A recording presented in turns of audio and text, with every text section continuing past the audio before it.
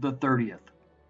Although Wisconsin became a U.S. territory following the American Revolution, few seemed to take notice. Although part of the Northwest Territory that was ceded to the new United States government, British interests still flourished in the territory. Native Americans still lived in the area, and a prosperous fur trade developed between Native Americans and French Canadian fur traders. This would change as more American settlers started moving into the area after the victory of the War of 1812. The most important legacy of the war for Wisconsin was the American realization that the northwestern frontier and its fur trade needed protection. As a result, a series of military outposts were constructed in Wisconsin. Fort Howard, from 1816 to 1853, at Green Bay, Fort Winnebago, 1828 to 1853, at Portage, and Fort Crawford, 1816 to 1856, at Prairie du Chien. These outposts were built not only for the fur trade, but to protect a growing mining industry, particularly for lead. Starting in 1822, the U.S. government began to issue mining permits in southwestern Wisconsin.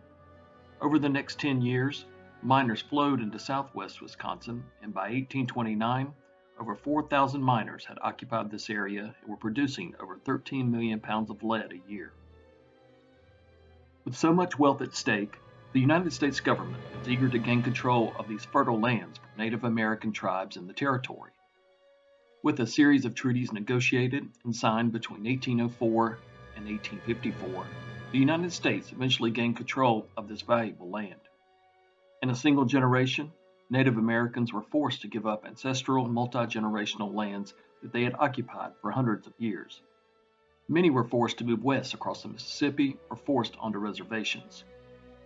White settlers would rush onto these fertile lands in overwhelming numbers.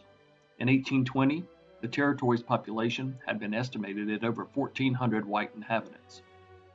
By 1836, that number had grown to over 10,000, making it eligible for territorial status and forming its own government. President Andrew Jackson appointed Henry Dodge, the first territorial governor, and Belmont as its first territorial capital.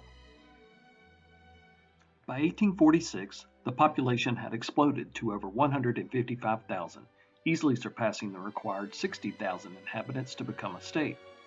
The state constitution would be drafted in 1846 that called for the outlawing of private banks, gave immigrants the right to vote, permitted married women to own property, and left the question of black suffrage up to the vote of the people, while Native American rights would not be addressed. Deeming this proposal too radical and having this draft voted down by the populace, a new convention was convened.